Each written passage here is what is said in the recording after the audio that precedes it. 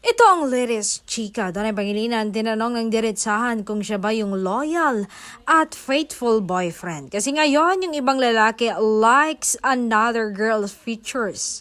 Kahit taken na sila, is sending a direct message that he wants her. Ganon ka din ba? Yan ang diretsahang tanong sa mati ni Idol. Sagot ng aktor, hindi.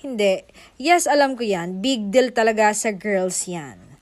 Because sometimes, it's just like, but sometimes it's a loud message. And today's world, small actions online can send big signals. So when a man consistently like another girl's photos, especially the flirty or attention-seeking ones, it can unintentionally open a door for some woman. That simple tap of the heart feels like a green light, an unspoken, you have my attention. Pero hindi ako ganyan.